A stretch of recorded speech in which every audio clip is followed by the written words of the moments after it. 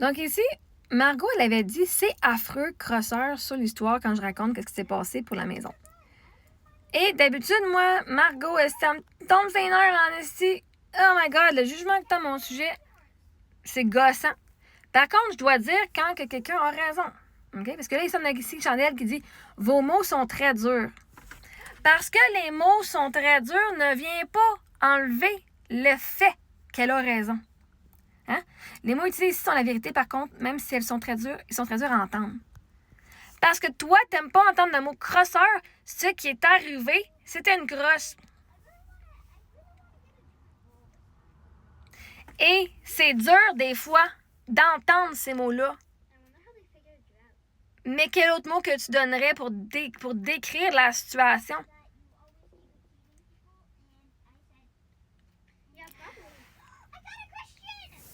Une personne qui fait les affaires, puis que ça fourre les autres, puis qui fait les affaires à moitié en sachant que c'est fait à moitié pour faire plus d'argent, c'est un crosseur. En effet. C'est dur à entendre. Imagine, c'est moi qui s'est fait crosser, OK? Imagine ma vie. Mais je donne à Margot raison ici. Quoique la majorité du temps, les commentaires qu'elle écrit, c'est pas vraiment. Mais dans ce cas-ci, oui. Comment tu décris les actions qui ont été faites, ma chère Chandelle? C'est une erreur. C'est un contracteur. C'est un contracteur, il avait sa propre business pendant plusieurs années.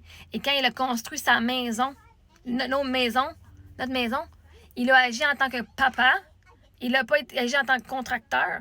Ben, ça y enlève pas les connaissances et les compétences d'un contracteur. Justement, il aurait dû utiliser ses compétences de contracteur, même s'il y avait non sur le terrain.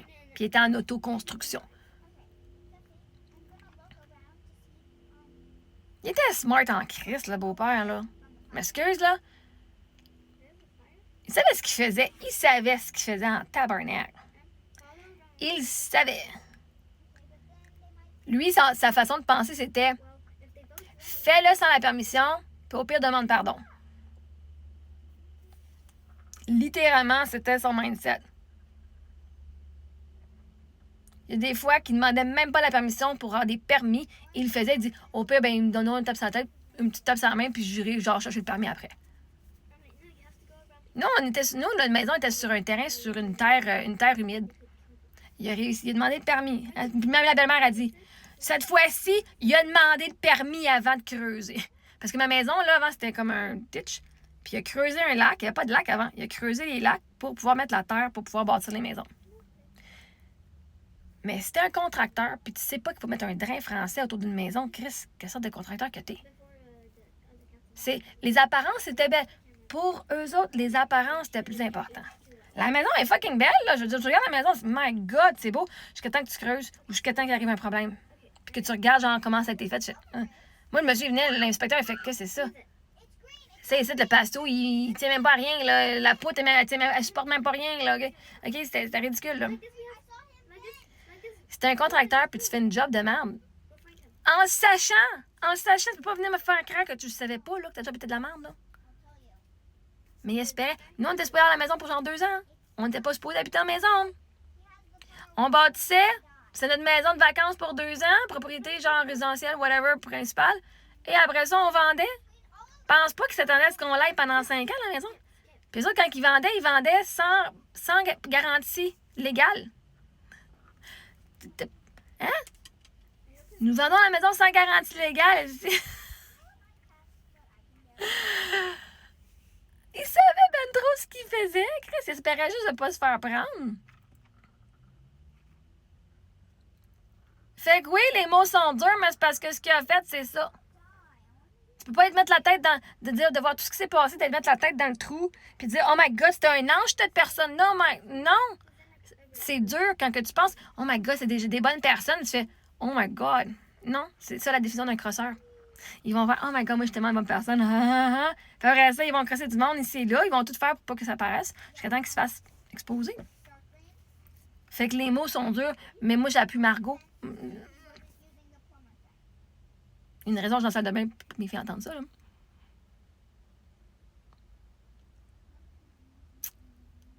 Chandelle, Pourquoi toi, tu fais cette réaction-là? Vos mots sont très durs. Non, Margot, elle a vu la situation pour qu'est-ce qu'elle est.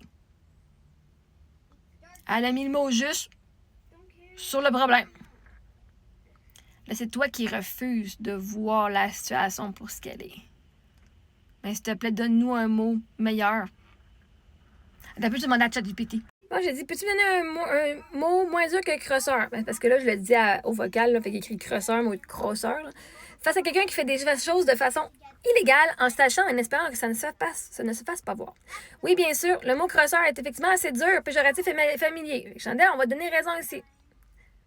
Si tu veux dire qu'une personne agit de manière illégale en connaissance de cause, mais en espérant ne pas se faire prendre, tu pourrais utiliser des termes un peu plus neutres ou nuancés selon le ton que tu veux donner. Fraudeur, terme légal précis sans être trop familier. Tricheur, c'est moins lourd, mais exprime quand même l'idée de contourner les règles. Puis ça, jouer des jeux de société avec cette famille-là, là, c'était impossible. Chris, hey, ça trichait de tout bout de champ. Moi, je suis quelqu'un qui aime ça jouer par les règles. Là. Ah, moi, ça me drive crazy. Jouer au Monopoly, jouer à n'importe quel jeu de société, ça trichait tout bord, tout côté. C'était dégueulasse. Oh my God, c'était pas le fun. Anyway, magouilleur. Oh, magouilleur. Familier, mais plus léger que crosseur. Ça évoque la petite combine. Délateur d'opportunité, si tu veux un terme plus administratif, poli.